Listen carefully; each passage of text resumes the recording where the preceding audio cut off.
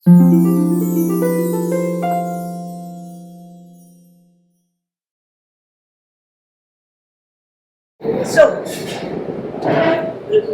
Elvis Gomes, today's speaker, is a very good friend of mine, and I'm so happy he has come to address this PIL course today.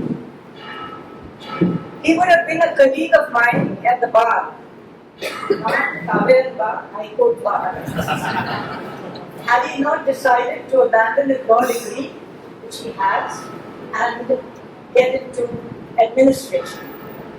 He started his career in the public sector. He was an officer in the LIC, in the State Bank of India, in Customs and Central Excise, and then he joined the Goa Civil Service, from which he was promoted as an IAS officer. Now, during his tenure in the civil service, I will read out the positions that he held. He has been Director of Tourism, Captain of Ports, Additional Collector North, Commissioner of the Corporation of Panaji, Chief Officer, Mapusa Municipality, Director of Municipal Administration, and ex officio Additional Secretary to Government. What post did he not hold? Practically all the posts, maybe some small ones, no. But his final posting was as Inspector General of Prisons, during which he commissioned the new jail at Kolwale and introduced prison reforms to change it into a reformatory or a correctional institute rather than a mere penal institute. That is something really laudatory, because a new jail being constructed, but with new ideas that prisoners have to be members of society, especially once they get out again. As a civil servant, he was always known for his pragmatic approach, meaning a person who gets things done. And it is this which made a civil servant bureaucrat my good friend, and I'll tell you why. I was setting up an animal shelter in the Mapusa Municipal Council some 25 years ago. It still is there. And I went to the Municipal Council to ask for a deal with the MMC. I met Elvis, the chief officer, and he said, "What do I want?" I said, "I want money for some force staff. I want money for some transport, because I have the land given to me by Municipal Council, and I'm getting some funds from Animal Welfare Board of India." So after a bit of a discussion, with not too much hassle, and without me paying even 1 naya paisa, nor having to go 10 times back to him, we worked out an MOU, the very first one in Goa, where the Municipal Council agreed to pay to an NGO for the employment of 4 workers and some money for transport costs. That was the first MOU signed in Goa, because Elvis Gomes was a man of action. He figured out something has to be done about stray dogs, stray cattle, whatever. Here is an NGO recognized who wants to do something. Let's do something from our side to help. That's why I said he's a pragmatic person who knows how to get things done. And so I was actually very sorry when he left government service. I thought that when you reach the highest office, almost the highest officer, he could have been chief secretary in, I think, the near future, and you have no scandal whatsoever. Why do you quit? After all, you've climbed the ranks, come right up to director of this and director of that, whatever, and you suddenly decide to quit and say, "I'm going to join politics" or whatever. I asked him that question, and he says, "I chose to take early retirement and join a political party in Goa, as I believe that common people should join politics to bring about a transformational change in their own areas." And this is what this PIL course is about. It is to empower you with sufficient knowledge about the system in the state, the constitution, the different departments, the courts, the RTI Act. How do you use this knowledge to make a difference in actual fact instead of merely cribbing on WhatsApp and social media. We write long things, two paragraphs about how this is horrible, this is worse, and so on. But what do we do? That is where we are stuck. And that is why this course, so that you are no longer helpless. There are several avenues you can take. You can file a petition. You don't want to do that, you can do something else. But you can do something to make a difference. That's what the course is about. And Elvis will talk to you about this maze called government. How do you negotiate it? Where do you go? What happens to an application when you file? Not RTI, but when you ask for things from departments, where does it go and so on. So please join me in welcoming a senior bureaucrat who is going to do it on the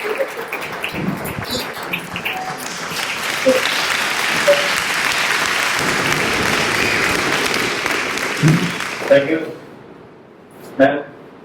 Yeah. I forgot about that passport. No, good story. Well, topic is rather simple, quite simple. But Madam just said, use the word maze. Then I was just reflecting upon it, and yes, though it appears simple here in a session like this, but when you actually end up in a government office, it can be a maze to you. It can be quite complex for different reasons, and we'll just get into it as the session goes by.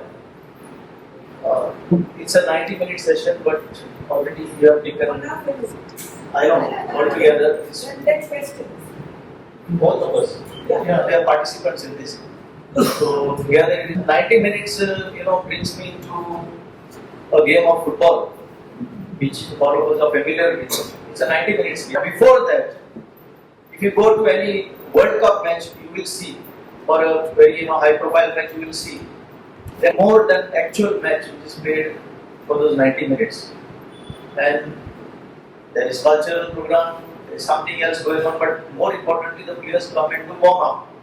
So I think before we get into the actual nitty-gritty of the whole subject, a little bit of warm-up is required to, fire your mind precisely what we expect from this. What is this course all about? Because ultimately it is a quest for justice. It is justice that you want, isn't it? Yes. Why will you go to a court of law? To get justice, and where that justice we got it from the administrative setup where you don't get it, and therefore you knock the doors of the court to get it from them or through them, rather the word is through them. Justice is somewhere hanging which you are entitled to, but you don't get it, and then you make use of the court to get it. I just take maybe 3 minutes into this. Can you start with that? Yeah, this week.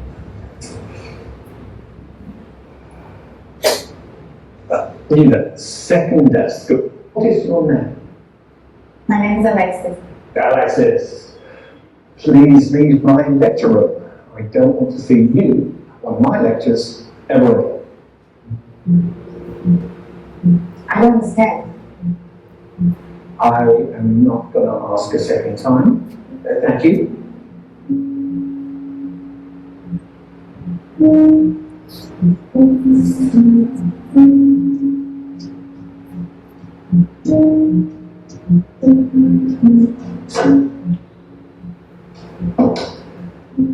Why are there laws?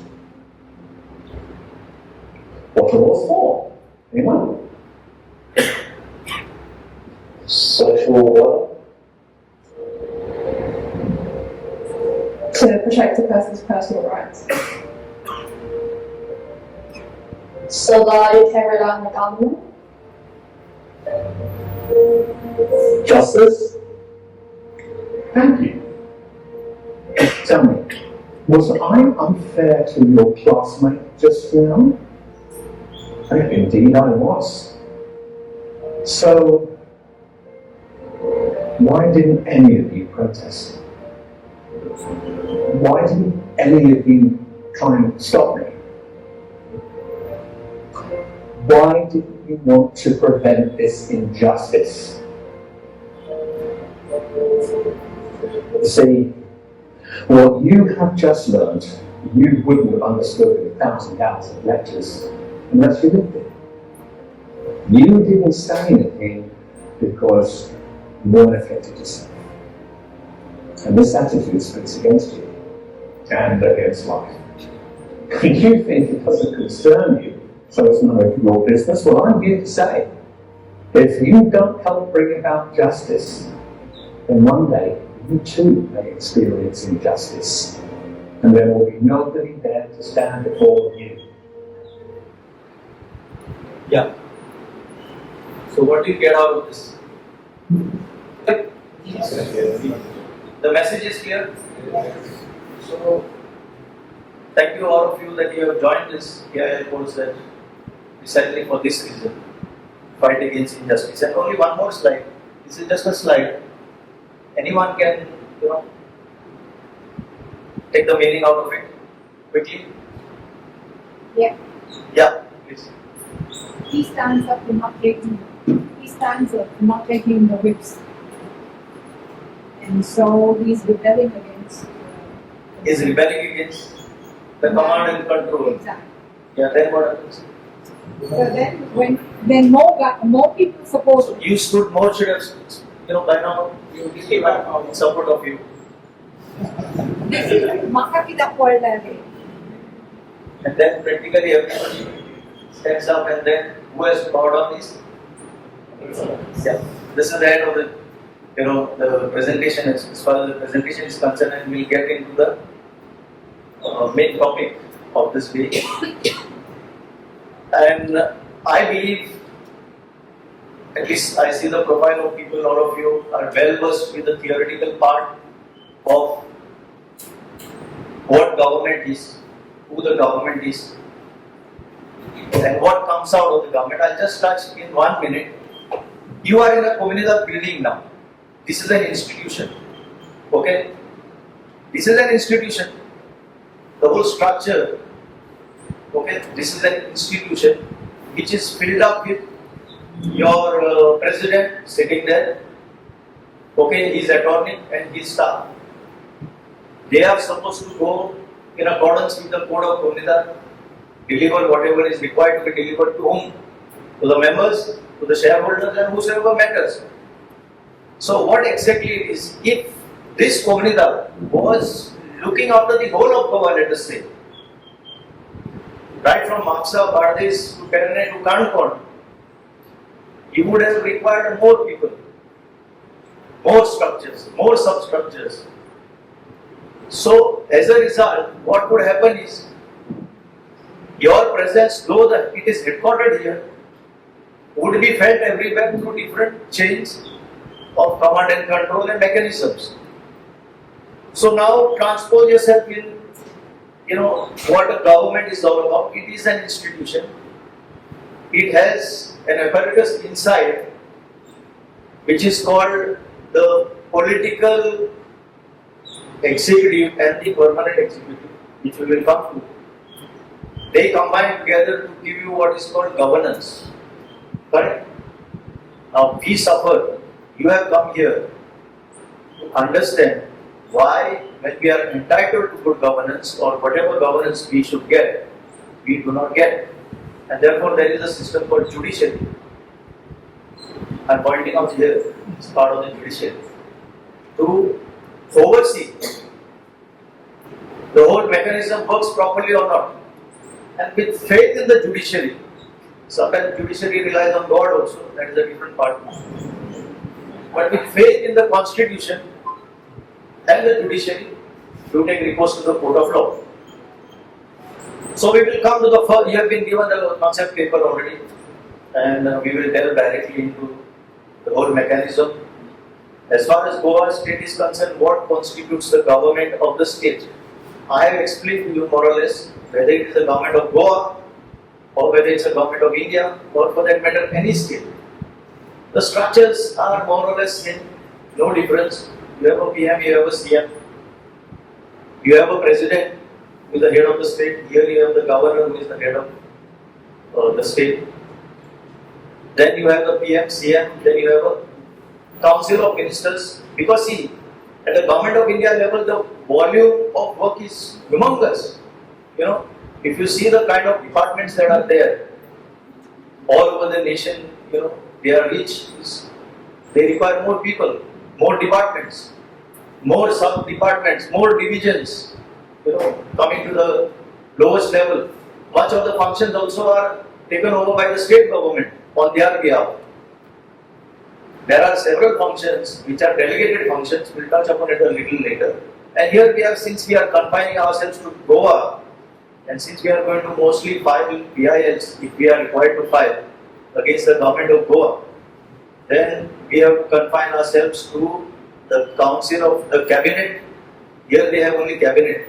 Now there is a slight difference. Council of Ministers means the Cabinet, and also there are Ministers of State and Deputy Ministers in the Council of Ministers. Here we do not have them. Here we are all Cabinet Ministers. 12 ministers can be accommodated. So if more could be accommodated, they would have done that. If 40 could be accommodated, all would have become ministers here. But there is a cap. Earlier they used to do it. Until this cap came by amendment in the legislation. They have now taken maximum, they can take is 12. So the cabinet, headed by the CM, and then comes the administrative machinery below that. Now, what is the administrative machinery? You can just throw up, like, you know, throw up some names, some titles. In the administration, Chief Secretary, then collectors.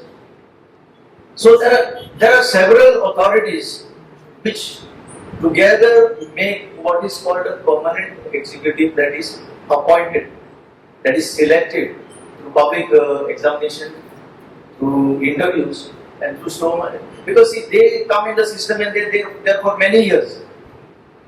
With a change in government, this administrative setup doesn't go. Okay, that is why she said 25 years ago she had met with me. Now 7+ years I am out of the system, so I have spent that much time in the system, this whole system. Whereas the political executive, which is taking precedence over the permanent executive, comes for 5 years, maximum 5 years, and then they have to make way. Then they have to go before you, the people, and then it depends on the pattern of voting, how you vote. Many of them will come back another 5 years, some will come for 15 years, 20 years, and we see the same people again and again and again, and then that also could be a cause for several of our PILs. Okay, having explained this, what is the role of governor? Governor in a state in India does not have any real role in the sense of the term. He has to go by the advice of the cabinet. In the name of the governor, whatever is done by the government is a legal entity that I believe you know. Like I am a person, government also is a person, can be sued. Government can also sue me. So, in the name of the governor, the decisions are completely made by the government. So, don't be under any impression when you call the governor as a chief guest that he will be able to help you in some way or the other, somewhere. Only it is ceremonial. He will come with the entourage of so many cars and people, bomb, and so much of road blockage and so many things will happen. But finally, at the end of it all, one small person sitting there, the governor, comes out, graces your function, next day newspaper publicity, that's the end of it. Nothing more. I must admit, one day I met him and he told me, you know the system better, he's telling me. What can I do? So that is the state of affairs, but the real power lies with whom? Chief Minister and his Council of Ministers. That is the government. But it does not mean the administrative setup is not the government. Because I have to explain this to you, how everything becomes the government. So, in summary, it is said here in your concept, government of Goa consists of the governor, chief minister, council of ministers on one side, which is the political executive, and the administrative, the executive, the permanent executive. And the Goa Legislative Assembly, you will ask me what is their role? What is their role? the 40 people who meet maybe twice a year, only twice a year. And that also the sessions are 5 days. 5 days maximum, they say budget session, maybe 2 weeks. Rest of the time, what they do? Break coconuts. They will come and they will do hot mixing. The same road again will be hot mixed, they will come and break coconuts. But when there are potholes there are no coconuts available to break. Then you have to break our heads in place of the coconuts. And then another part of that I have already said is the judiciary. So this everything makes up the government. Correct, no? Is it clear? Yeah. Very clear? You have to respond. Yes. Otherwise, everything, Then I come to point number 2, which is the most important in this whole thing. Now you go to your concept paper and somebody can read out. Number 2, have you brought it? It's on your cell phone. Anybody else? Can you read out what is it? Yeah, number 2. The next one. What are the rules of business of government, and is there a manual or document on this which governs transactions in government between departments and secretaries, ministers and chief minister, and cabinet decisions? Question that is framed is a long question. What are the rules of business of government, and is there a manual or a document on this which governs the transactions in government between departments and secretaries, ministers, chief minister, and cabinet decisions? See, nothing is in the air. Technically, if you see, nothing just emanates from nowhere. Everything has a basis, and everything has to have a basis. And the ultimate basis, the foundation of which is the Constitution of India. The foundation is the Constitution, upon which are based so many legislations and rules, which have to be in conformity with the Constitution, with what the Constitution says. Now here is the question that, are there rules of business? There are rules of business. When it comes to the central government, this power flows from Article 77. Now when you go back, you read Article 77, and how you will remember Article 77? 777. See, Madka is illegal. Playing Madka is illegal. But when we rack our brains like tomorrow, what will be the number? That time we regurgitated so many numbers. So you want to remember 1977, when the first time when Indira Gandhi lost power, the Janata government came, not Janata Dal, Janata government of so many parties coming together. Morarji Desai had become the PM of the country. So that was in 1977. So you will not forget this, that Article 77 gives the power, it is said, to the governor, but governor means in the name of the governor, the government will do these rules. And in the case of state, exactly 166, remember this. Now, how to remember, you find out your own way. 77 and 166. 166 is in the case of states. In the case of Goa, now business rules that are there in force, which regulate this entire relationship, they have the power, the whole foundation in Article 166. I will just take you to the central government first. What happens? I just said that it's a vast organization. You have ever been to New Delhi, you will know that there is north block, south block, this block, that block, all blocks. But in the life of the common man, they are actually blocks. They don't allow you to move. Okay? Even the entry there, entry in any of the blocks, you want to go to the Home Ministry, this block, first they will check you, they will take your identity, then they will verify so many things, who you are, why you have come, whom you want to meet. Now you do not know anybody inside. You are a citizen of India, you want to meet Madam Norma Alvarez inside, but you have just come for a work. They will verify in that huge organization whether some Madam by name Norma Alvarez is there. Then they will check with her whether she knows one gentleman by name. They will see my Elvis Gomes.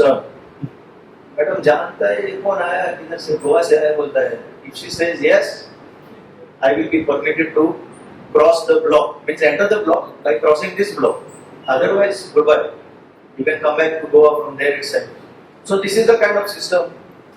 There what happens is, because of the volume of work involved, they have what are called allocation of business rules. Now remember, allocation of business rules, what does it contain? These are rules made under the Constitution of India. These rules contain which are the ministries that have been carved out in the past or are to be carved out in future. That entire schedule will give you the list of ministries. Within the ministries, there are several departments, like Department of Economic Affairs. There are several departments, Department of Atomic Energy. There are some which are self-contained ministries. There are some ministries where, because of the sheer volume of work, they have broken down into departments. There may be one secretary to that ministry, but there will be several additional or joint secretaries to the department. So allocation of business rules will stipulate, and you can go through it once you go home. Now one important thing, nothing depends on what I say here. Because the moment you step out, you will tend to forget. It is normal for anybody, even with the sharpest of memory and the highest of IQ, if you don't maintain the continuity with what is not only my lecture or not only my session or interaction with you, whosoever has come here and whosoever will come in the next few weeks, you have to do a little bit of regurgitation, like how the cow, it eats and eats uncontrolled, but then at its own leisure, it sits down, doesn't care whether the cow sits on the road or somewhere else. The motor car can honk also. When it regurgitates, it doesn't care for what you expect that cow to do. So you have to go home and just try to understand this. Allocation of business rules will spell out what are the ministries. These are laid down. Nobody can do anything about it. Agriculture, somebody will be given that business of agriculture. Somebody from the Lok Sabha or the Rajya Sabha will be made agriculture minister. Some high profile who has got that kind of stature maybe will be made the home minister, like we have now. So once this is done, there is another schedule there where distribution takes place. Now what is distribution? If I put myself in Goa now, in a Goa situation, if somebody is given PWD, right now the PWD portfolio is with the Chief Minister, right? Now, what do you mean by distribution? In the PWD, there is what is called a roads division, where you will find roads which are more filled with potholes than a normal road. Then there will be what is called a water supply division. You get my point? Is it clear? Yeah. First I talked about schedule that describes the ministries of the department. Then there is what is called distribution of the subjects, because there could be different subjects under a ministry. Different. Then there could be, in the case of PWD, there could be an electricity division which is there within. Then there is a mechanical division which takes care of so many mechanical aspects, even your junking of the government vehicles. You have to make a reference to the PWD. Please certify whether this is roadworthy or not roadworthy. It will be lying there. By the time the PWD people come and inspect, another 2 years would have gone by. Some plants and so many things would have grown over it. Still they will not come. You will send a reminder. Then one fine day will come and then they will make the valuation. Then that valuation you have to tender out. Whoever wants this kind of vehicle to come and purchase. Then the minimum price that they fix, nobody wants it. They say 1 lakh. They don't want it for 10,000 also. Then again retender, another 2 years have gone by that time. So this is how it operates. So what I mean to say is, distribution of subjects, art and culture also I have just taken a note. All these academies, Ravindra Bhavans, Kala academies, so many small splinter organizations will be under the Department of Art and Culture, one minister, one secretary, but there will be different directors working in this. This is clear? Is this clear? Yes. You can ask me afterwards any question. And besides this, another example is Revenue Department, very important department. The Revenue Department is a misnomer actually. There is no revenue. The self-revenue is a different part, helping oneself, but Revenue Department under which you just mentioned about collector. That word collector comes because of the Land Revenue Code. He is supposed to collect revenue, land revenue, but by virtue of becoming the DM, the magistrate, under the erstwhile CRTC, now I don't know exactly in the PNSS what very fixed. I have not applied my mind. So he becomes a magistrate, so he becomes very powerful. Police have to report to him in certain functions. So he thinks like everybody has to salute him. The common man has to salute him. The common man, because by virtue of little bit of ignorance or whatever, or awed by all these guys, subjugates himself, and then they even become more gabbar. So that is the whole scenario as far as this is concerned. Then you have deputy collectors, you have mamladars, you have tahsildars, what you call talatis. So much of complexities in the revenue department. Department is one minister. Right now that ministry is with the MLA from Talegaon. So you get my point. There are two collectors. One more district also they want to come out. For what I don't know. Okay. All this creation takes place. I will come to that how it gets created. And last important in this whole thing. Now we talked about allocation of business. Then we talked about what?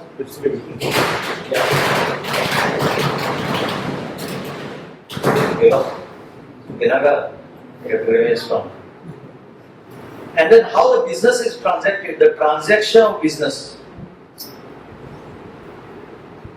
That's why I said this is the most important part, rules of business, exactly how the government functions, from where they derive the power, from the constitution to the rules. Transaction of business, that is how the business is to be disposed of. Now you make a letter, she gives a legal notice. She comes to the revenue department or let us say urban development department or to the municipal corporation or somewhere. I am putting you to notice. My client had applied for a license. You have not yet granted, and this is all this legal notice. If you do not do this within so much time, I will be constrained to file appropriate proceedings against you in the court of law. So how will it get processed? How this legal notice which madam has given me or against me is going to get disposed? So that disposal is prescribed in the transaction of business. How the departments are supposed to dispose of the business. If it is a business that relates to only one department, then I am competent to dispose it of. My internal mechanism, I will come to that later. How internally this will be processed on the file, the letter or the notice, legal notice given by her. Internally, she is not concerned whether the LDC handles it or some accounting area handles it. As the head of the department, it is my responsibility to see that her legal notice is met with. As a result, we can always avoid litigation. The party whom she represents and the government on the other side can resolve. But suppose that legal notice comes and then it goes in some file, and after some time that file goes missing, which is more often than not. It's a very standard refrain these days that "Arey, kya wala? Na file is missing wala." What you are here? It happened last week in Margam. Simple thing. NOC for water and electricity connection, agriculture property. Agriculture department gave the NOC, all papers, my property. I want to do agriculture in the heart of Margam. Nobody will do that because the pressure of the builder lobby is so high against me. Means my another colleague, my friend, that I just phoned and I got it all sorted out from agriculture to municipal council. When it went before the municipal council, 8 days we waited, no response. So that friend told me, I don't want you to intervene, it doesn't suit your. I said, okay, let me try, who is that? So that fellow was working under me, means I was the appointing authority that time. I said, so and so, what is happening? No, okay sir, I will get it cleared. By evening he informed me, I have cleared the file, it is gone to assistant engineer. Now assistant engineer is not moving the file. It's simply not moving. Another 8 days went. And then when I made inquiry, I sent somebody there, they said file is missing. How can the file go missing? See, this is very important. Everything I cannot speak. You have to understand why the file is to go missing. And this is very often, it's rampant, and there is no control over missing of files. And there is how the progress of a file has not gone missing. I come to the next. Yeah. So, if a particular subject which she has given, let us say she has given me a notice against ill cutting. Now, this is one subject which agitates my mind. You know, I filed a letter petition in the High Court, I took cognizance, I raised the issue. And I am careful about that, I suppose so. I had filed a letter petition in the court because after making research, I found that Madam had been amicus in a matter which was disposed way back against ill cutting. And the High Court had given several directions. My purpose, agitating my mind. If, as a town and country planning, I give permission to cut it, or vertical cutting, or whatever cutting that we see all across the world, because now the hills are the target. Our ancestors never, thought of going there, doing any damage. They never thought. Now, Comunidade of Mapusa, so many hills, valleys, everywhere in Goa, they never even imagined. Of course, that earth-moving machinery was not there, but despite that, they never thought of going and touching it. If a hill is cut, so this is very important for you, you also have to think on these lines. If a hill is cut, there is collateral damage. How? The water table of that particular area will fall, will go further down. So, is it within the ambit of only town and country planning to do the damage? Who are they? Who is this town and country planning department? So, why not the water? Let's see, within the government itself, forget the experts from outside. Now, actually, the time has come to work with people like you who are experts. Is it not required that the water resource department at least comes and inspects and does some technological studies that what could be the consequences in this town? So when it comes to inter-department, if the legal notices come to me as a town and country planning department, am I in a position to dispose it off? Then that is prescribed. What is prescribed? I have to make a reference to the other department. Suppose everything was hunky-dory, yes, hill cutting permission, town and country planning receipts, then I have to make a reference to water resource department, I have to make a reference to health department if they also have some say in the matter. Maybe I have to make a reference to the panchayat department. Sorry? Maybe I have to make a reference to the forest department. So inter-department, when it comes to inter-department matters, I am not in a position to decide it as the head of department. So therefore I have to go to these departments that is prescribed in the transaction of business. Not because I want. Now it is not followed in a different part. The concerned officers do not venture to do anything of this sort because there is extreme pressure to dispose it off is another part of it, but the transaction of business rules prescribe that when it comes to inter-department, I said first thing is, if I am the whole and soul of what the legal notice pertains to. Second is, if there is inter-department business, no decision without consultation. Then comes another aspect of transaction of business, expenditure section. If something that is done has a bearing on the finances of the government, then invariably there is no option in that. The department must send that file also to the finance department. because there is an implication on the treasury, your money. So it just cannot be wasted. So these are checks and balances. If a particular department wants to come out with a government order or a government resolution, which we don't have, in the state of Maharashtra they have something called a government resolution. Series of resolutions will come from particular departments. They are then notified. In that case, the law ministry also comes into picture. So the process is again inter-department.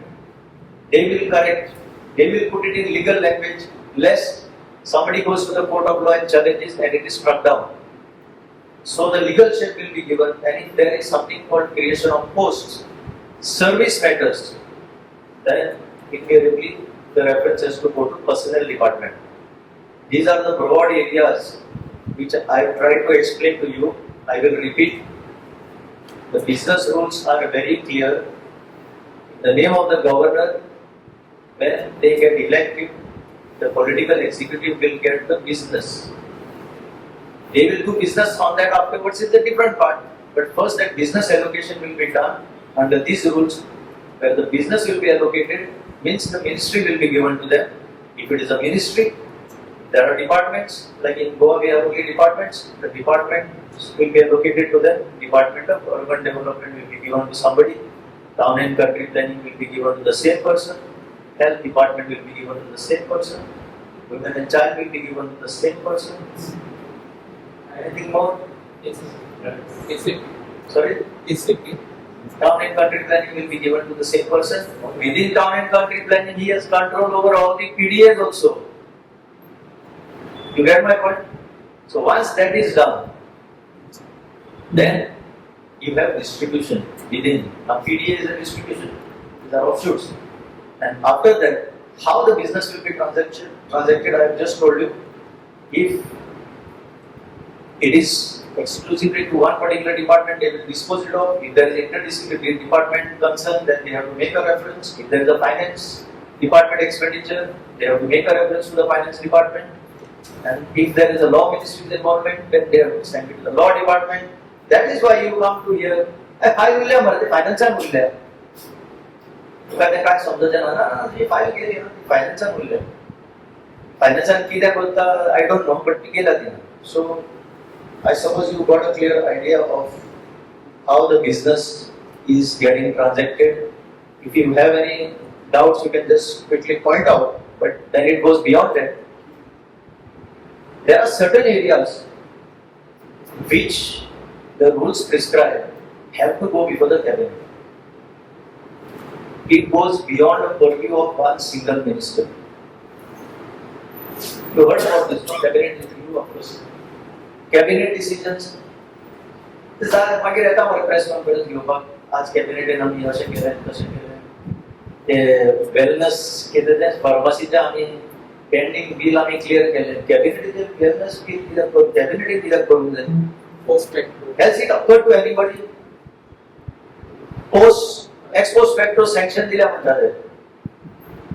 So I'm just giving you an example that they had not taken this financial concurrence before. Financial concurrence has to be obtained before, at least during my time, there were two kinds of approvals. One is the administrative approval for anything to be done. The department, like I was in the urban development department in charge of all the municipalities in Goa. If I want to build a road in Mapusa, let us say, or a ground in Mapusa, for the municipal council of Mapusa, I want to do it as a government. I'm going to allocate money. I'm going to do it. You don't worry. You can't do anything. I will do it and give you. I will use that SUDA, which is a wing of the under the urban development department. So I have control over everything. Honestly, if I want to do well and good, if I want to siphon off something, it is in my hand only. I will not use the municipality. तुमच्याकडे दिवस किती जातात तुम्ही ते fix डिपॉझिटान घालून दवरता. Remember one thing, government money is never to be kept in fixed deposit. Whatever allocation has been done to the municipality of Mapusa, they have to spend it because they made a proposal based on certain parameters that they will do something, and when the money comes, they put it in fixed deposit. And then I also was just told The interest part and all sometimes they siphon. It goes in private accounts. One municipality when I was there, they were given 15 lakhs. They had the audacity to directly open a private account and put it in that private account. 15 lakhs. When it came to my notice, I moved the note. Then CMI went. I used to do one thing. If something like this is there, I used to tell beforehand only. Sir, Ashasha, एकदा move केलो पण म्हाका मागीर सांगपाचें ना फाटीं घे म्हणून. I will never take it back. So I will not take names. बरोबर आहे. 5 वर्सांनी हांवूय आसतना तुमीय आसतना ते पोचयतले मरे. See, audit systems are there, but they are also not in place. So some things have to go before the cabinet. It's clear. Allocation of business, distribution of work, how to transact that, and then who will do it at certain level, head of department, certain level. Minister is in charge of the department, it has to go before it for administrative approval. Because there is a financial bearing, of course now there is a delegated legislation, delegated work. Certain limits are given to ministers, everything doesn't go to finance. Let's say I don't know the current limit, a minister is entitled within maybe 2 crores, 3 crores, whatever comes, he can himself administratively approve, and he can give the financial concurrence also, that is fine. These are rules. You can work within the ambit of the rules. But by and large, in a place like Goa, finance department will go through the whole proposal, and it is good actually, because everything comes on file. What role who has played right from the beginning till that time, till it goes to the chief minister, who is the finance minister. By virtue of being finance minister, he will sign and send it back. So at least somewhere down the line or somewhere up the line, somebody, a crazy fellow like me, will put something adverse if it is not okay. Maybe overruled. We'll come to that. But there are certain decisions which cannot be done at the level of the administrative head, that is the secretary or the minister in charge. And those are also mentioned there. If you want to send it to cabinet, it's your wish. Those matters that don't require to go, but by and large, what you cannot, it's a mandate is, the command is, anything that is new, a new policy, which has not been invoked, something new is to be brought out. Suppose your voting limit from 18 has to be brought down to 15, let's say. Big example, there could be so many situations. When that legislative amendment is being done, it has to go before the cabinet. So any act, any new legislation, any order of the government, because it has the force of law. So you have to understand one thing, Madam will tell you, anything that is issued from the government direction towards you is binding on the government. Administrative circular also prescribing certain procedure is binding on the government. Certain things may not be binding on the public, executive instructions. But when it comes to making of new law, amendment to the law, orders, under the certain statutes that are there, they have to go for concurrence before the cabinet. And the procedure is, before it goes to the cabinet, it has to go through this whole rigmarole, what I have told you. Right from down, the head of department, the administrative secretary, to the administrative minister. From the administrative minister, because it has to go before the cabinet, it will go to the chief minister. Then chief minister will send it to the finance department. Finance minister could be different, no?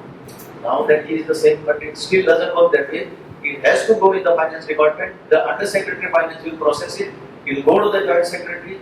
It will go to the secretary finance, and from there again it will go to the finance minister. Once this process is complete, it will go to the general administration department. If there is a law angle to that, it will go to the law department midway. But what happens in practice sometimes? Wellness pharmacy has to be held. So what will be done? Everything, like like lightning speed, everything will be done, or may not even be done. Who goes to check? Who goes to check? May not even be done until someone like you, after getting empowered through the PIL course, tries to dig in through the RTI and ferrets out the information. Otherwise, what's it place over there? So I think, I don't know, I'm quite, how much you have absorbed as far as this rules of business is concerned. There are other things like, creation of certain posts have to go before the cabinet. It cannot be done at the minister's level. Then, if there are inter-department disagreements over certain matters, you have to go before the cabinet. And one exception to the rule is the chief minister has the power to temporarily bypass the cabinet and take ex post facto afterwards of the cabinet. This is the power vested in the chief minister, but it is in extreme, rare cases, emergency cases, where there are time constraints. Only, not like in this case. They are all the time in the world to follow the procedure. They have not followed, at least from the media what I have gathered is. So I think I am clear on the point number 2, which would I need to take a little more time. But then we come to a few minutes of time. Yeah. Then point number 3, who constitutes the government in terms of decisions taken? Joint secretary, secretary, minister, or all three? Who is the government? Government is everybody. See, the minister under the business rules is the government. I just spelled out. The concerned minister. In certain cases, the cabinet is the government. Am I clear? But by and large, minister is the government, but then who takes the decisions? Here is something called delegated legislation. If everything was run as the Comunidad was a government and everything was within Mapusa, then it was possible for the president and a few of his people to run the show. If the whole of Goa is under this Comunidad, then it is practically impossible to run the show. So they will have to send one collector in Margao, they will have to send one Mamladar in Katpur, they will have to attach some talatis to him. 1, 2, like Margao, I think maybe having 3, 4 talatis, depending on the areas. So there is nothing called who will take the decision, it depends on case to case. The level of undersecretary, in Goa we have what is called civil service, there is a schedule whereby undersecretary, deputy collectors, BDO, no not BDOs, what do you call that, deputy director, panchayats, and all these people come under one bracket. They have been given certain powers to take decisions at their level. Then there are higher officers who have been given certain powers to take decisions at their level. Then the administrative secretary has more powers, more expenditure powers also. See, even administrative secretary had 10 lakhs limit during my time, it might have increased now, to clear anything within the powers vested in him. And in single case, you can have multiple cases of 10 lakhs, 10 lakhs, 10 lakhs. Depends on who you are. So, this question is answered. Who constitutes the government in terms of decisions taken? Whether it's a secretary, whether it is the minister, whether it's the joint secretary. We don't have deputy secretaries here. After joint secretary, it is the under secretary. It will depend on what the subject is. I just told you there are some subjects which have to go before the cabinet. There are some subjects, more subjects actually end up with the minister. But there are some delegated legislation which empower the directors or the additional directors or the collectors or the additional collectors to take certain decisions depending on what kind of business it is. And then we will go to what is the hierarchy of officials as far as the government of Goa departments and secretariat are concerned. See, we read the concept paper that is given to you. It is spelled out as chief secretary, principal secretary. If there are principal secretaries, certain, it's the same actually. Chief secretary is only the administrative head. Within the subjects, within the business allocated, the secretary is himself the secretary. Chief secretary also has got like in our case, he is the home secretary. He may be chief secretary, but he is the home secretary. Anything to do with the home department, police, law order, prisons, everything will go to him as the administrative secretary. So all secretaries rank same according to the business allocated to them. Now what happens to chief secretary? Chief secretary is the head by virtue of his seniority. you have to keep one thing in mind. What happens is the confidential report writing power of the secretary is best with the chief secretary. There is something called confidential reports, annual performance reports in government of officers, which prevents them from working fearlessly. In my case, why I left service will take another lecture. She phoned me, of course, I don't deny that. But that is precisely what happens. You can get victimized. What can you do? You can do nothing. Unless you are politically the right hand or left hand of the CM, you can do nothing. And that is the fear which derails the best intentioned officers or people within the government from performing the duties assigned to them, which I have spelled out fearlessly. And that is the reason we have a lot of activism. And people complain, some activists are you don't understand the pain, the maze to which you have to go through. You understand? So Chief Secretary, of course, is the head of bureaucracy, like the Cabinet Secretary at the center. I'm just relating the center and the state. Center has a huge structure. Depending on the seniority, they all vie for higher positions and higher positions. Even little bit of seniority, if we are on the same batch in the IAS, and I am little senior to her in the feeder cutter, she will have to salute me. It's all about myself, my wages, my pay, my transport allowance. They will go to Delhi and first tell the secretary, make my bills. A lot of time goes in that. Then after chief secretary is the secretary, principal secretary, then secretary. Then there is additional secretary. These are only titles, sir. Work-wise there is no difference. Work-wise it is the same. You are also government joint secretary. It depends on the allocation of business. If that business is too much, they will make 2 joint secretaries. They will make 4 additional collectors. They will make 4 panchayat directors, additional directors. Concurrent jurisdiction, only one administrative head. Chief secretary is the administrative head. It will create all this. And how many under secretaries are there? I don't know, because there are all related to small divisions. In home there may be 4 under secretaries. One looking after guns, one looking after casinos, where he will go and give the casino license renewal in their hopes. So it's all depending on the workload. Who issues the order on behalf of the government? No, it depends. In the name of the governor, certain subjects. Routine administrative work, who issues the orders? Again, it is situational, it is depending on what is the nature of work that will result in. But for your understanding, under secretary also is the government.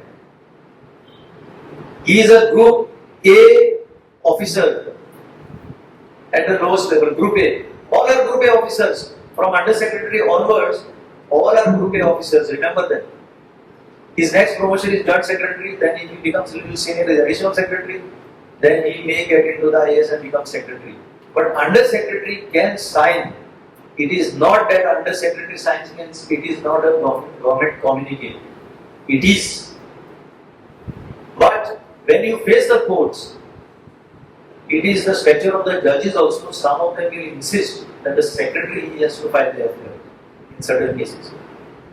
The secretary, the administrative head of this administrative executive, what we say, he has to sign. The judges can always say, they can insist. Who are you? You are only a joint secretary. Are you aware of this subject? When the judge from the bench says that, you have nothing else you can say, you may just put something in the ears of the advocate. Please tell him this, advocate will try to do this, lordship.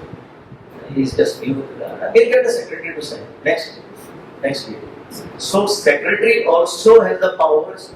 Joint secretary also, if he signs, is equally relevant to you for the public if it is pushed on to the under secretary. Because see, if the volume of work is more, secretary will sign the file and push it down. Joint secretary will sign the file and push it down to the respective section. So it is duty to pass it on to you. So you will find the signature of Elvis Gomes there. Doesn't mean Elvis Gomes has taken that decision. It's a government decision. Am I clear? Very clear. And the last. So I just told you about who issues the order on behalf of the government. It can be anybody. Central government, by and large, all the orders are issued by undersecretaries. Because there are so, if you go to Delhi, you will get crazy. There are so many sections. The file will have come down, and that person is now mandated to sign it and send it out immediately. And movement of files is the last very, very important. Movement of files. Coming back to a letter or a legal notice, it will come in the inward. Remember one thing, always ensure that you get acknowledgement. What you have given. Or if the file was missing, you have proof that you have given something. Some people just, send it to the next friend or somebody. They must be also. Then they may take and they may lose it and you have no proof. So that paper will first come to the head of department. He has the time. I would normally delegate. What I had started is routine papers I never wanted to see because they can be dealt with. Important papers which require attention, they can be put up to you, but that is within your competence to delegate. Nobody will tell you. Some people will want to see all the papers because they have all the time. In the morning they have to read newspapers and they have to sit there busy marking. They have to mark. They think they have to mark. Head of department, why he has to mark the correspondence? So many people are there. Give it to your head clerk, you give it to your superintendent. He knows this subject pertains to that section. Push it up to him. Then they keep a track. I am talking about old system and I just take a little time to the new system. Old system is the register. It gets an inward number. You also get an inward number on your thing. Some people, if they are too busy, they will give you a stamp and they say, inward afterwards, you come and check the inward number afterwards. Okay? So, inward number for tracking purpose. Then it will go to the head of department. He will mark it. Then the paper will go to the concerned section. Now, there is no hard and fast rule. Within how much time he will process it and put it there. And it is not practically possible for the head of department to keep track of what correspondence has come and how fast it has to be disposed of. If it is processed immediately by the subordinates, then your job is done. You will get it instantly. Or you may pay a visit and when I see somebody something that the person had given, what is it? Bring it, clear it. So LDC, lower division clerk. Now, why still in the 21st century that person is called lower division, I do not know. I remember long back I had put a note that the terminology has to be changed. That this time from lower division has to be given some proper division. Because it like a third class compartment when Gandhi was thrown out in South Africa. It reminds you of that. But still he is LDC, he is happy. People are giving up for jobs, giving 5 lakhs to become LDC, some are giving 10 lakhs to become LDC. Besides the point. LDC will then mark it to the UDC. UDC means? You all know upper division clerk. Now what upper division clerk has to do? He has to use his maturity because he is there in the system longer. He is there, he has gone through that phase of being the LDC. So he should have started writing something positive for the people's benefit and send it out. If there is an office superintendent in a particular office, then it goes to him. So it depends on how fast the movement of the file, I cannot tell you. That will all depend. And if you get an UDC who will want some consideration for the movement of the file, then you be prepared that it can remain longer. And then you will have to do the oiling. I am not saying everybody, I am not generalizing. There are a number of people who are really good. Because when I speak in the public about some issues, they are not some of them for me. They are horrible. So then it will come to the next under secretary level who is in the department. Now these are line departments. I am just giving a final example of a line department. Line department is the lower sectoral department. Let us take the case of Panchayat department. The Panchayat department is the line department or the PWD is the line department. If a new road proposal has been made, then it will go through the engineer, it will come through the administrative machinery, finally it will come to the chief engineer, he will write something. If he doesn't like that person who has given the proposal, he may delay it or put something adverse. That land is not acquired, there is a portion of land that he has not acquired, he cannot do. It's a complex thing also. I am making it simple for you, but it's not so easy. So then it finally comes to the principal chief engineer, then it will go to the secretary. Secretary sits in the air condition. He is not even from Goa. He doesn't know. What does it matter? There is already negative has been put. He may not do this work. You go to the minister. If the minister doesn't know you, or there is no MLA's pressure on the minister to it, gone. It's gone for a toss. It's the end of the story. So this is how the movement of file takes place. Then there is a reverse direction. There is a reverse direction. See, in the 21st century, once an approval is granted, it will go back through the same way. Like the train starts from Nizamuddin, it goes to Trivandrum. It will take the same route back to Nizamuddin. But there are, if you are a little proactive, you can cut down this system and directly once the approval is granted, you can come and the letter can be just issued. Nobody can stop you. Nobody can stop you, but what? It's a complex, it's a maze. How to overcome? I'll come to the new system and I'll finish. The new system is files are done away with. Hard files, your paper, everything has been done away with in many states. These are progressive states. Many states have devolved functions, about 29 of them, under the 73rd Amendment to the local bodies. And I'm not saying local bodies are good. One MLA made a statement against the local body, क्या होता फायदे इतने government construction है तो आपको भी किधर तुम तक सामना इससे फायदे क्या होता है construction है जो फायदे इतने what a it's a pitiable state when you make statements like this. Devolution of functions has been mandated in the 73rd Amendment in 1992. Till today, Goa is the only state which has not devolved a single function. The other side, Kerala is one state which has devolved almost 25. I am not saying devolved all the functions. Now, who has got the time to go all the way to Porvori again and again? If you are staying somewhere in Torshini, if you are staying somewhere in the corner, somewhere, you are supposed to go and look at faces. Nobody entertains you. Nobody cares who you are. You have to go back. So, electronic age. In private life, we are well versed. One thing I must admit, central government has made considerable progress. Let's admit, whichever government I don't care. There is considerable progress in filing your applications. Even in the matter of right to information, believe me, you file the right to information application pertaining to any department on a common purpose. Because it is too huge to micromanage. It will go electronically to the concerned department, you will get a reply. Only once I have been denied, I'll just take one more minute, that highway Bangoling, you ever go to JMCA? You know the situation, that traffic situation. I applied my mind last year and I found out that the scope of the work was changed. The scope of the work was entirely changed. You go from Panjim to Margao, as you take, the vehicle that is going at high speed was supposed to go below vehicle underpass. And this traffic which crisscrosses from dental college to this side and coming from the service road towards medical college or coming from Santa Cruz or coming from the medical college or going to the schools or the stadium there was all supposed to go walk. Vehicular overpass. Get my point? Now, at the behest of somebody, this is completely against private interest. Last time I applied my mind, I found out I have made a complaint. Who became walk and walk has become who? And they say this is a minor change. This is just a minor change. It is impacting the lives of patients, the visitors, the students, the doctors, the dental college and hospital, the students who go to the school complex there, Ujira, the stadium if there is something there, people coming from Santa Cruz are just intersecting at high speed density traffic.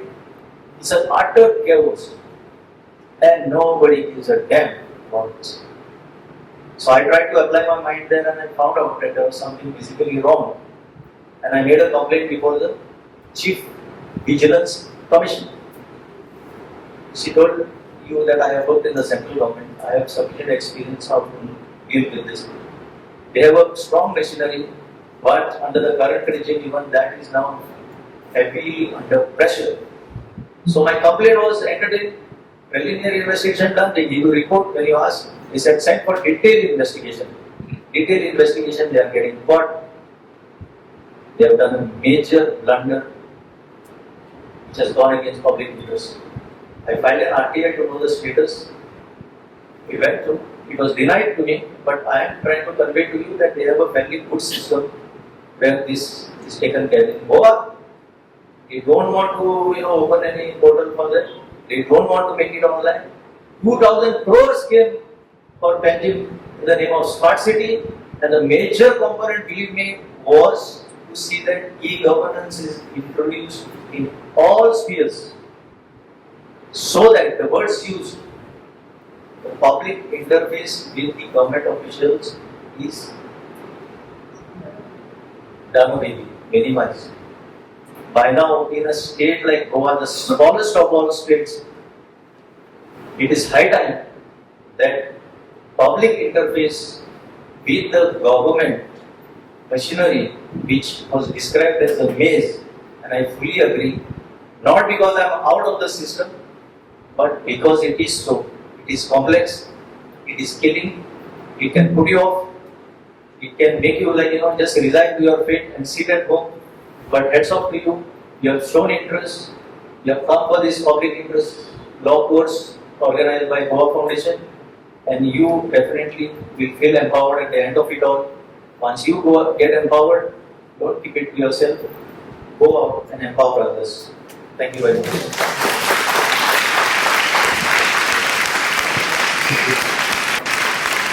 Thank you, Mr. Gomes, for giving us a bird's eye view of this maze, which has left me quite bewildered. I don't know whether I can say I'm enlightened, a little bit amused at all the little small stories you gave, but also very depressed, especially because at one point you said that those ACR, those reports which are there, are what prevents any bureaucrat from really doing what is right, because in the end that's your record. And that a thing like that can kill even the most person who wants to do good. And then you said that if that happens, there is nothing you can do about it. So that line of yours left me depressed. Thank God I'm not in government out of it. Challenging, but for all these people who are here, perhaps it gives them, empowers them to fight. But I'm opening it for questions. No.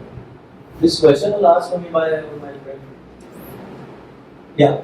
See, here we have an advocate also behind. Okay. And incidentally, I'm sorry if I make a mention of it. He is somebody who is associated with the system in as much as there is an institution called DEPART at Ella. It's a training institution, and he is a visiting faculty that speaks on various issues, law-related issues. So this discussion took place in the beginning. It's a very old. What is the year which he came out? 2013. Because when it was being framed, I was also party there, and the intention appeared to be very good. Public Services Guarantee Act. What is the name? Comment please. The Goa Rights of Citizen Time-Bound Delivery Services Act, 2013. It's so sweet to the ears to hear that. But a series of services which the government ought to deliver to the public were to be notified from time to time. I do not know, I don't think they are notified. So that act, though it is there on paper, it is useless. It's a good case for you afterwards, once this course is completed, to think about filing the PIL. Yes, sir. Yes, actually, it's into the flag, it's actually. Now, please ask your question. How will you close the eye? Is it very important section? It's a very important section. 17, which is talking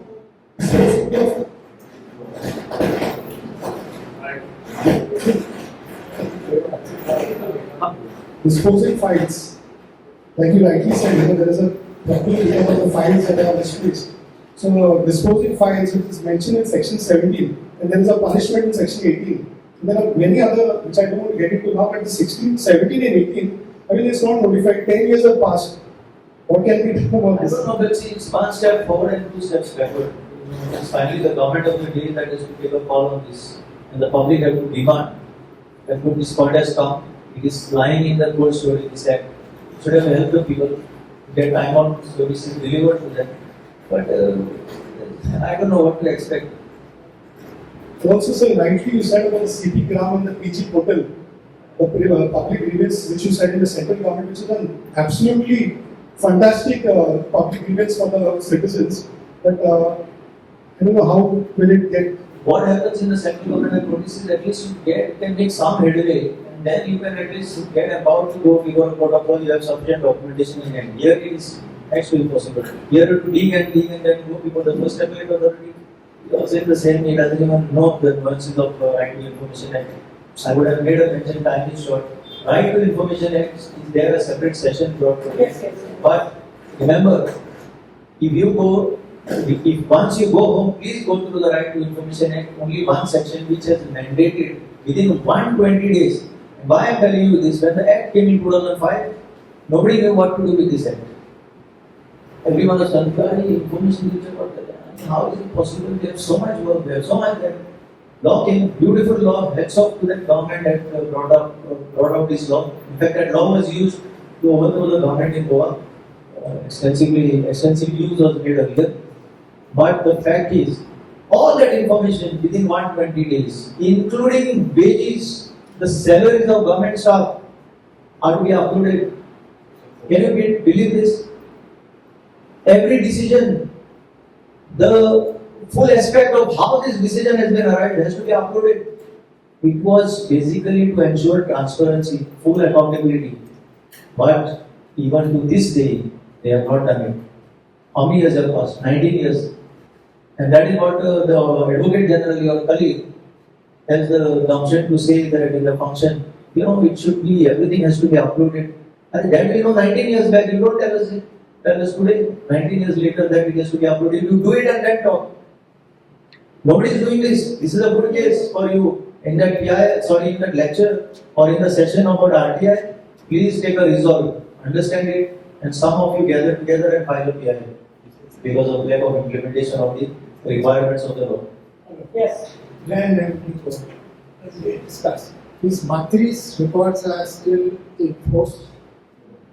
That madam will be able to answer better. They are enforced in the sense they become strong evidence to the current record of rights in case, because see, one thing you have to understand is, unfortunately, this land revenue code has created a havoc with people's properties. The introduction of this Form 114 and the survey plan, they are changed at will, and that is why all these land frauds have been occurring where you are not there and your land records have been changed. I have come in this. So when you come to fight, those records This help you. particular legislation, Diploma 1786, is not in repeal till date. In 1973, That clause is very much preview to the discussion we had some days back in Margao. It's a big subject, boss. Let's not open it up here. I'm afraid time will run out and then you will tell me to pack up. Okay, Alex here. Future Alex next. But it's a very important subject. It has been discussed. It requires wider, discussions. Mine is basically a question for government officials who give orders which violate the law. One case was in Singh where Sanad is granted in a no development zone, not in settlement zone, okay? And also Forest Department, which has said deeply forested after 3 years, forest is removed. Okay? That's so that one. Second case was in many places Forest Department gave permission to cut trees for construction in the state, and the law says that they have to plant 3 times more trees. There is no way they can plant. They are cutting the trees. One simple example: out of 80 trees, permission given for 49 trees to be cut because that guy wants to build some 10 villas, and he has to plant 147 trees. There is no way. Even in any imagination. What's your question, Alex? The question is, how do you proceed with this officials? How do you prosecute? See, provision is there in the law. You have what is called conduct rules for the government officials. They, CCS Kata rules, then there are disciplinary proceedings that can be instituted rather against them. But the fact of the matter is, in practice, it just doesn't happen. For the sheer reason. I told you just now under the business rule, the minister is at the top. He grants the protection, perhaps he pressures. So unless there is a public outcry or somebody really goes to the court of law and asks minimum what has happened on the file, then there is a fear of exposure. Otherwise, everybody has become immune. It's become too tough. Nobody is scared of anything. It's what you call impunity. It's done with impunity. It's the reality of the time. So now we find that government departments have done away with the telephones. It becomes very difficult for the public to contact the department, especially when they want to contact a very important person who is usually not in his seat. So who do we write to? Could you please suggest? What the government has done away with is the landlines. They have all been given mobiles, which you are paying as a taxpayer, those bills. Even of the rank of, I think, the lowest officer, they have been given mobiles which are owned by the government, so there should not be any complaint on this. No, sir. So if we want to contact the department, They have a system, I believe, where they are supposed to display on the board the contact person and all that. But if they don't do it, then they say if you want to meet that particular officer, you come tomorrow. see, There's no in the contact. case of Goa, go home again, please take one note, and check any website of any department. In the allocation of business, I have told you how the business is allocated. If even a single website is in working condition, I'm afraid I'm ready to do anything. I have tried my level best. I haven't come across a department which has an updated website. All are defunct. And this continues in this age, where money has been allocated. And I told you, smart city, a major chunk of the money was to be for e-governance, which has not been done. In real time, progress of work has to be shown in the real time. You can sit in your house and log in and see what is happening there. Has it been done? So how can we make them accountable? That's what. Afterwards, let us post it over. No, come forward. Your mic is not catching. Come forward. Ask this question during the session on RTI. There is one session on RTI. I think it will be a better solution. So in RTI Act, under RTI Act, Section 4D states that every public authority shall provide reasons for its causing judicial and administrative. That's what I said. Very important this is. But in Section 2F, information is something and you cannot have questions. You cannot, that's what this This is not a question. See, Yeah. one thing you have to be very, very particular, and Swapnish will tell you when he comes to the RTI. When you ask RTI, don't put question marks. Don't ever put question mark. How did that officer come from Margam to us? That is not information. Because it is not available in the records. You can say, copy of the file noting whereby Mr. So and so came from Margam to Tanjung on so and so day. Can we say furnished information under what sections of law the decision was taken? No, if there is any decision, that decision, if you are not satisfied, there is an appellate authority. Okay? Incomplete information, non-furnishing of information. No, they will tell you there is an appeal. What they do is the PIO, they always say like no information reports in this office. But you have to go through the process first. You have to go through the process of filing the first appeal. And then they give a reference to there is a High Court judgment case of Milan Natika versus the PIO, wherein it states that PIO, if the PIO is not the adjudicating officer, then that PIO did not give the reason, did not answer that question. But in case where the PIO itself is the adjudicating officer, then they are supposed to answer, right? Because they are that is the person who took the decision. See, remember one thing. PIO will act only to gather all the information from wherever it is in his department, and most of the time, PIO is not even the head of department. PIO is a junior officer. So he has to provide it to you. If you are not satisfied, the law says you have to go to first appeal. Now the problem is how much time is there with the people to go in first appeal, and then again you have to go before the commission. And you know how it is.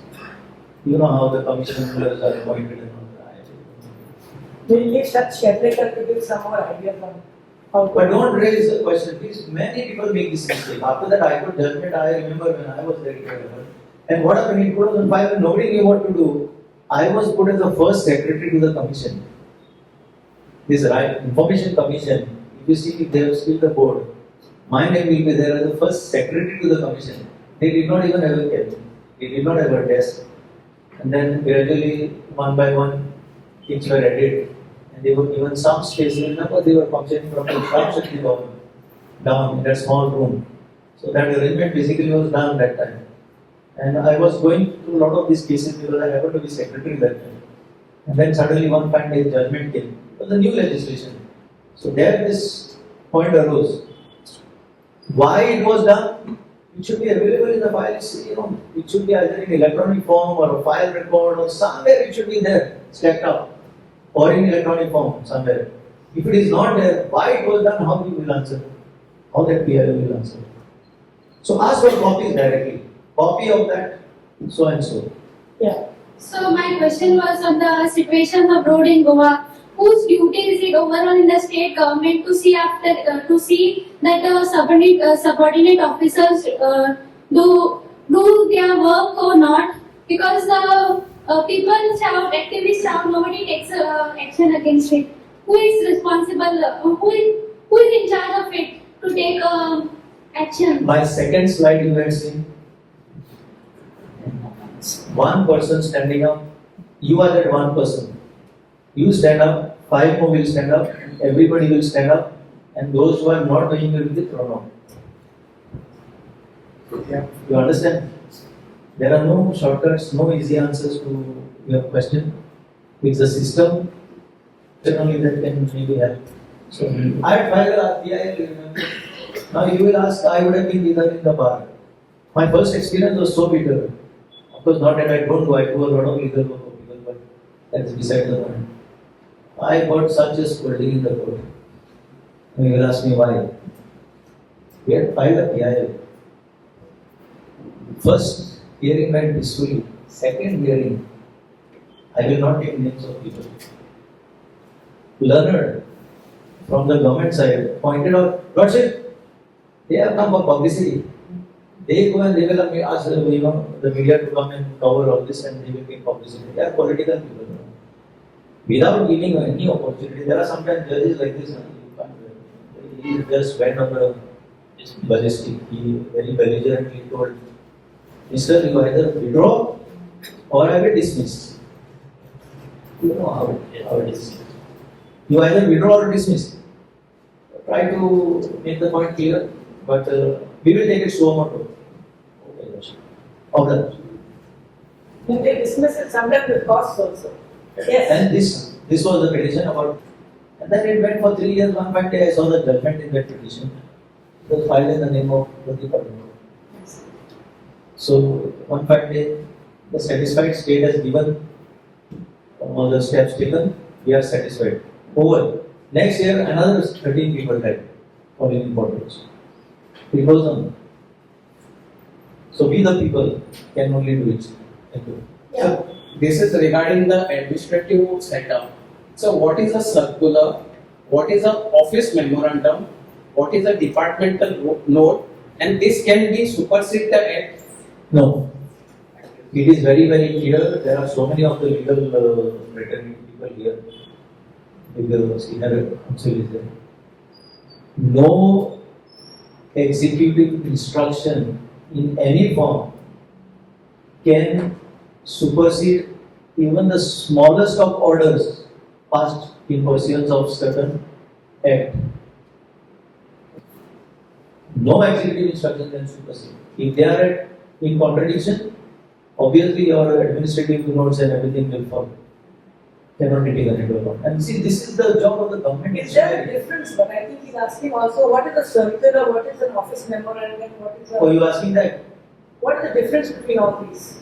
I mean, you could just, Circular is to go around in circles. Movement of funds. Office memorandum, see, these are procedures adopted, basically. Now, if I want to address something to a subordinate, I will not write a letter to him. I will write a memorandum. Okay? Now, I feel it is below my dignity to address him a letter. Who is he? He is a subordinate, he is a junior. So I put it as office member. I don't have to write yours sincerely or whatever, yours faithfully. What yours faithfully? Direct memorandum. Direct name, signature, you answer. These are basically office memorandums. Now, office memorandums are also issued to the larger public. They can make use of it if it helps. But if they are in contradiction with some legislation or something, they have no meaning for the public at large. And what is that circular then? Circular is also similar. If you go to Maharashtra, they have what is called government resolutions. They keep on taking government resolutions which get publicity. They are publicized in the Gazette. Unlike here, everything remains on file here. It's there in their files. It will not come to your notice unless you dig it out. So circulars are something which, for the officers below in the field permissions that you have to do this, you have to follow this procedure, you have to do this, you have to entertain the public, give them key. These are basically what are contained in the circulars. But ministry uses the office memorandum very often to give a whole list of directions. Central government. Central government. OMs. These are OMs. They are basically having strong force in law. Procedural part are covered in this OMs. The procedures. See, this basically the political executive is in their place, but executives who are there, they have to run the system. They have to keep on issuing this kind of notes. Notes are completely internal. Notes can never take the place of anything. Notes are notes. They are within the system. They are meant only for the person next. when the Ministry of Environment issued office memorandum extending the time for companies to file and apply for environment clearance, 3 months, 6 months, then went to Supreme Court and Supreme Court struck it all down, saying that a memorandum cannot override. The Act had said within this particular time. So when you challenge it, it gets set aside. Till then, it is like challenge. It's like, the norm which sort of happens. Somebody had their hand up. Yes, sir. If the government has a property, bought a property, and bought, yeah, it's before 1964.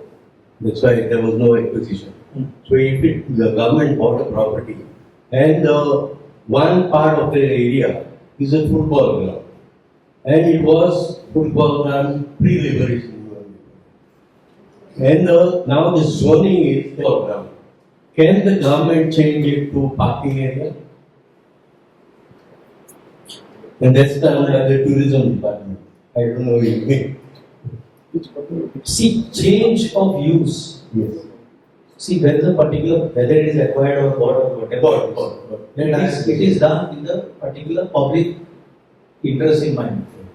See, public interest is the ultimate thing. Why will the government buy a property here? For some reason, playground is a public interest activity.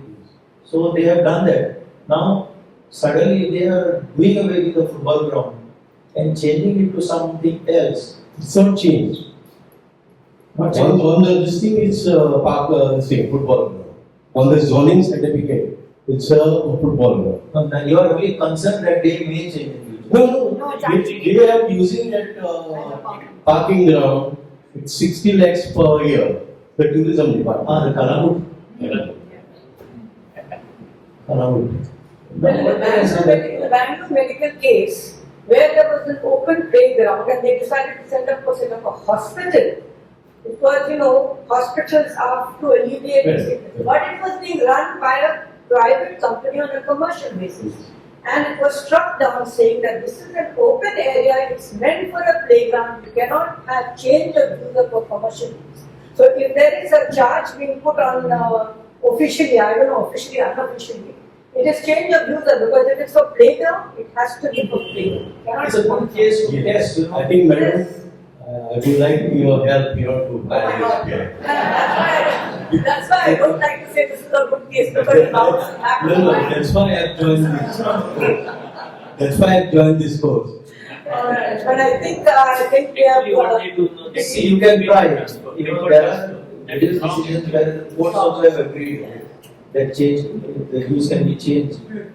Even in Goa, there have been, I have come across several decisions. Not for commercial, like this is Not commercial. You cannot change given the on lease to a Bangalore party for 60 lakhs per year. The football ground, Kaladur football ground. That is a good case. That's a good case. But then you see, one thing you have to bear in mind, everybody. This is not a quick fix solution. You have to go through the process. You have to go to the concerned department. You have to put them to notice. You have to go through that. Otherwise, the court is normally rejected. Have you followed the due process? What is required to be done? I have asked for RTO. Don't waste your time directly going here. Please go to the departments and see that there is a negative answer or they are not forthcoming. I went to the director of tourism also. So he said, where did I was thinking for the last 9 days.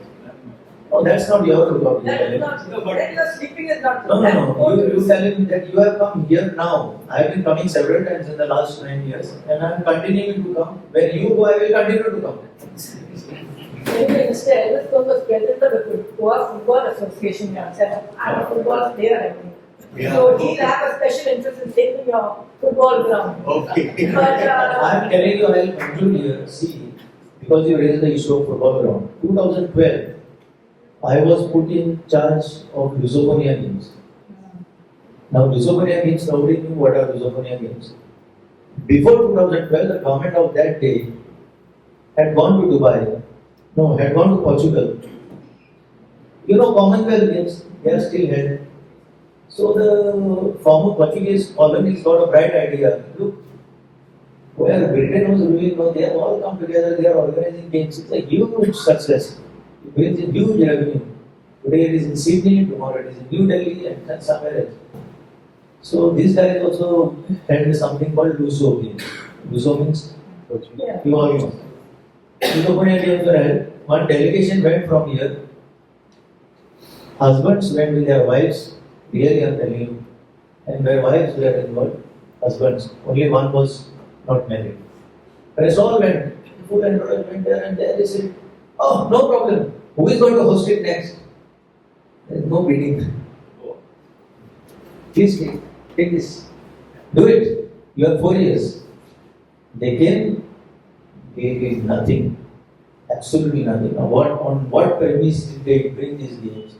They said national games will be held in 2012. Against that background, we will have all the infrastructure.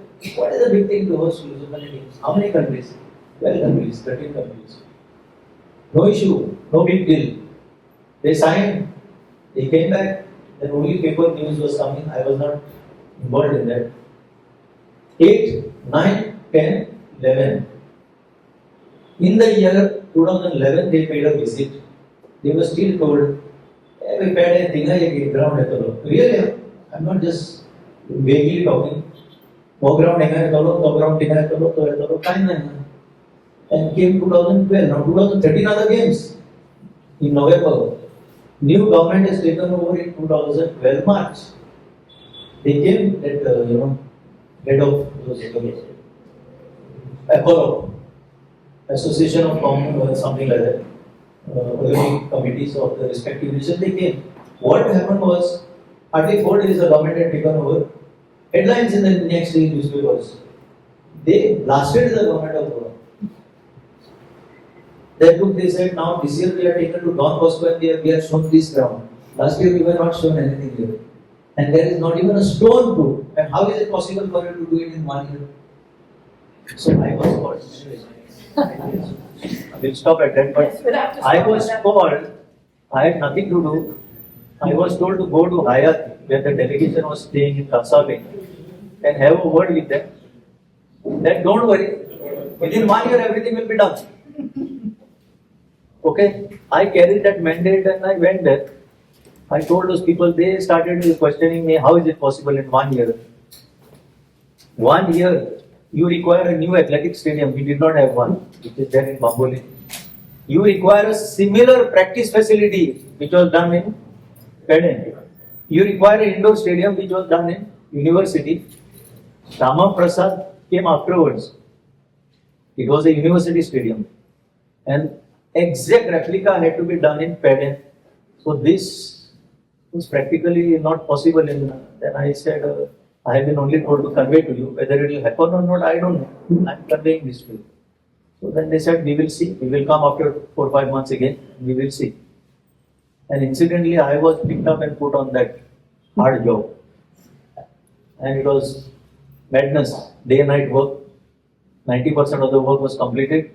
Sports minister thought I was not listening to him. Went and complained and got me knocked out. 1 month before the Lusophonian Games, I was knocked out. Not even invited for the Lusophonian Games. Anyway, I hope the stadium is standing. No, now the point is, after doing all this infrastructure, the national games are never held. Believe me, the kind of money, the public money that has gone in this investment, Goa ought to have produced the best of sports personalities, persons. Our children should have got excellence because the facilities were there. But today, if you see, I have lost interest. I was a football association president. I am the person who had put the floodlights here in Dulem. Of course, I mean, thanks to the minister of that time, Francis Visula. What has happened is, now you go to Fatorda, it is not available to any of the local teams. You go to the university stadium, it is not available to anybody from the local. Everything has been given to the casino company. They are running the football now in Goa, and of course they pay. I'm not saying they are just, but the fact of the matter is, this is a pillar of development. It's a social issue, development of sports. But the government thinks it is in business now to use those facilities, and now of all the things, they are going to host a Brian Adams show in the university ground. I'm not against Brian Adams. And on this note, I will have to call a halt because the lights are gone. Thank you very much.